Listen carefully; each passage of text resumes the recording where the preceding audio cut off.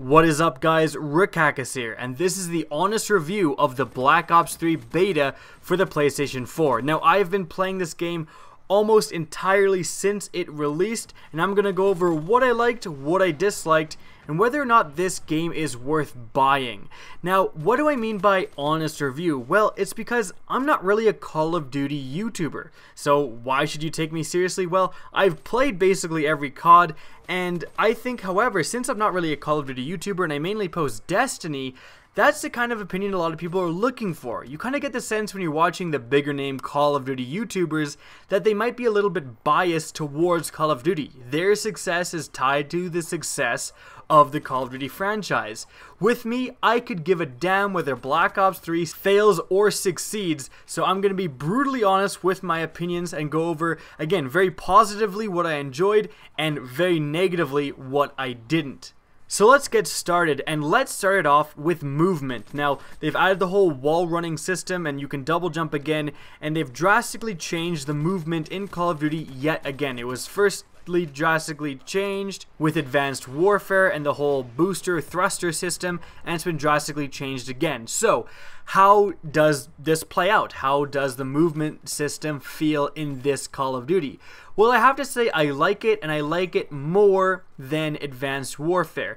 Someone I was playing with described it very well and said, I like this movement system because most of the gunfights occur on the ground, and this is totally true.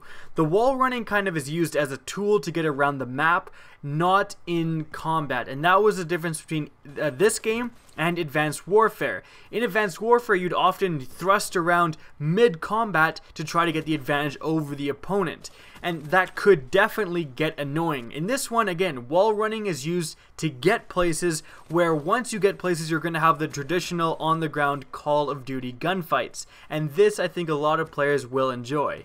That being said, and even though I like this movement system, it is extremely clunky and can be extremely frustrating. It's really weird that there isn't the stickiness and the fluid gameplay that Titanfall offered. When you run at a wall and sometimes you think you're going to start wall running, you'll just fall to your death, and it's extremely frustrating. It has to do with you have to jump before you go to the wall or something, and sometimes you will have sworn you jumped before you hit the wall, and you'll still hit it and then just fall to your death. You'll also bump into your teammates and fall to your death. And jumping from wall, if you're wall running on one wall and you see another wall and you want to jump to it, that can be extremely awkward with the whole double jumping system also. And why is it awkward with the double jumping system? It's because the double jumping system is awkward. Instead of just a traditional jump and then jump again, the degree to which how long you hold the jump button determines how high you're going to do your double jump. And I don't like this. I think it should just be one double jump because, you know, you have to take your thumb off of the thumbstick to hold the jump button and jump. Now, you can obviously solve this if you're using bumper jumper, but that gets into some Halo bullshit, and I don't like that, and I never liked it in Halo, where I don't think that there should be an advantage given to the player who no-lifed the game for a week just so he could learn fucking bumper jumper. I should be able to hop on and use the control scheme I'm used to and be able to do well. I shouldn't be put at a disadvantage because I don't want to use a different control scheme. Like, that should not be where skill is determined, and whether or not you're used to a certain control scheme. Please, Black Ops 3, for the love of God, give us fully customizable controls, and this will solve it.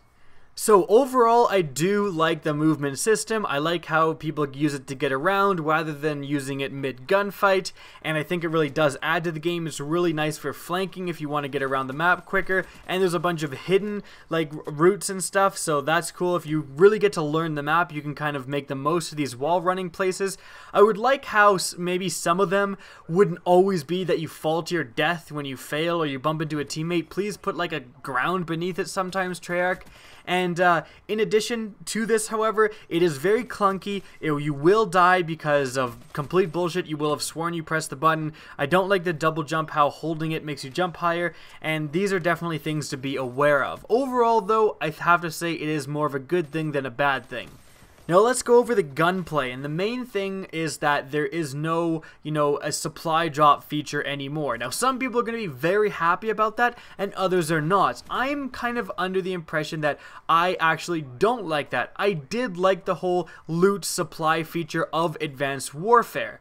Now that's simply because I really appreciate variety in gameplay, and I felt that Advanced Warfare had more variety than any other COD. You'd see people using a bunch of different weapons constantly because, you know, even if you're an assault rifle guy, if you got an elite version of an LMG, you would try it out.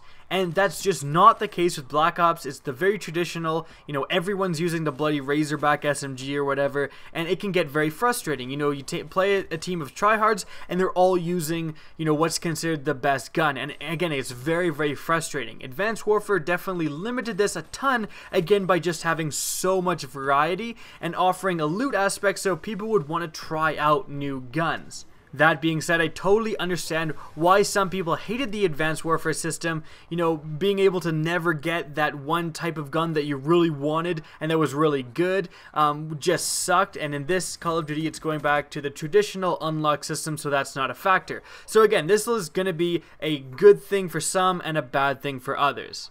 Gunplay generally feels not bad. The time to kill is actually pretty long. It actually takes a while to kill people with most guns compared to other Call of Duties. And it isn't, I feel like some weapons just aren't designed properly. Like they take 7 or 8 shots to kill, or at least it feels like it, and then others kill extremely fast. The SMGs is a great example. The Weevil takes absolutely forever to kill. It has 50 rounds in a magazine, but it just doesn't kill very fast. It takes so many hit markers to kill a guy.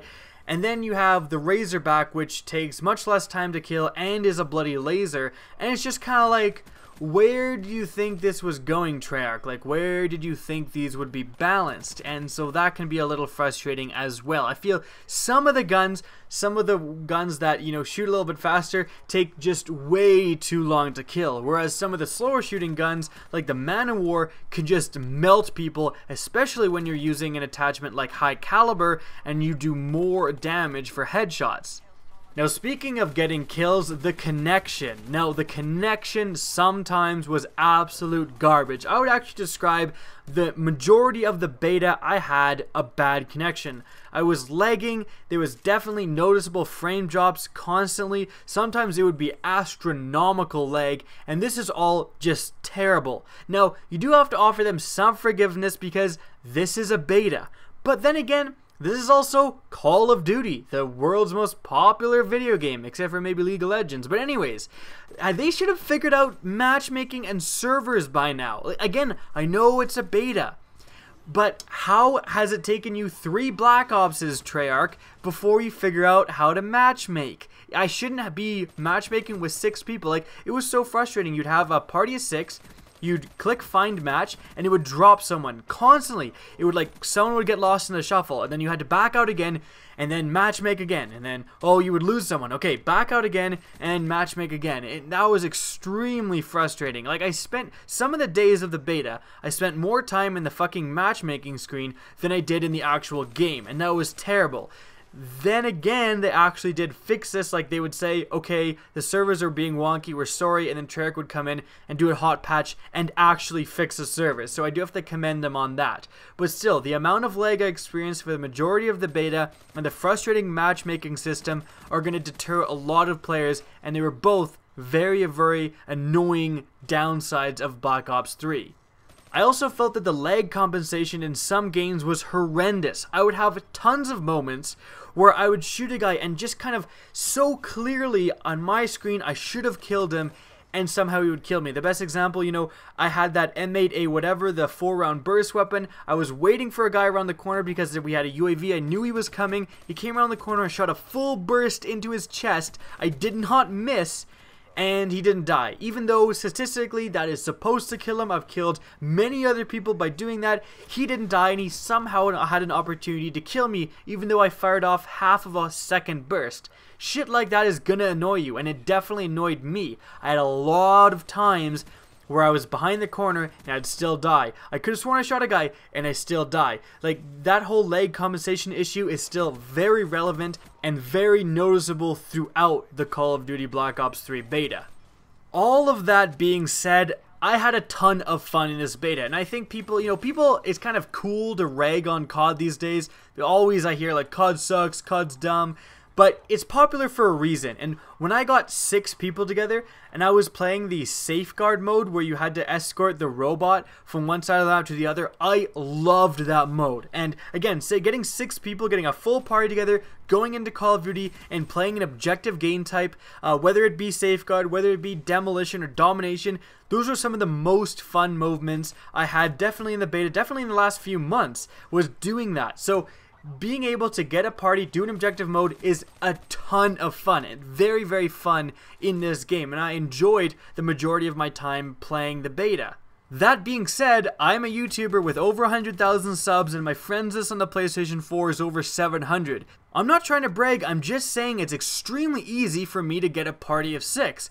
You know, a lot of you don't have that, and if you're just planning on getting COD and none of your friends are planning on getting it, and you just want to matchmake in TDM by yourself, you're definitely not going to enjoy it as much. At least that's my opinion. Again, my best times playing this game were when I had a full party, not when I was matchmaking by myself.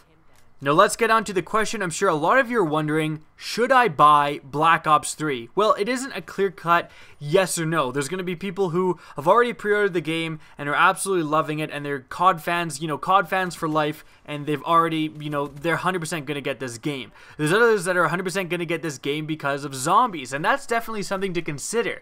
Call of Duty Zombies has always been extremely fun. One of the best things you can do, one of the most fun things you can do in a video game is Call of Duty Zombies, especially even just inviting some friends over and doing split screen zombies is still a ton of fun. So that's definitely something to consider, that, you know, this is multiplayer, we've only got a taste of multiplayer, but it is coming with zombies, which again is one of the most fun things you can do. That's definitely a huge point up for this game. If you're on the fence, however, I would think the deciding factor is talk to your friends, because if you have a lot of friends, if you have like 10 friends all buying this game and you don't know whether or not you want to buy it, I would buy it. I think this game overall is a pretty solid game. Again, I had a ton of fun, but it's all about playing with friends. That's what Call of Duty is all about. If you're on the fence and you don't have a lot of friends that are buying this game, don't buy it. Skip it. And you don't have to buy it right away. See if your friends get it. See if your friends, if there's some sort of discount, then a bunch of your friends can get it. But get it only if you have a designated group of friends that you know is already getting this game and you know you can team up with and play with together. Because that's where you're going to get the most enjoyment out of this game. And I think that if you don't have that, skip out on it. Because although this game is decent, it definitely isn't revolutionizing COD by any means. That's it for the video. I hope you guys enjoyed. If you did, don't be afraid to slap that subscribe button. And my Twitch and Twitter are both linked in the description of this video. So check out my Twitter if you want to get in touch with me, and check out my Twitch if you want to see me live. Again, I hope you guys enjoyed this video, and as always, have a good day.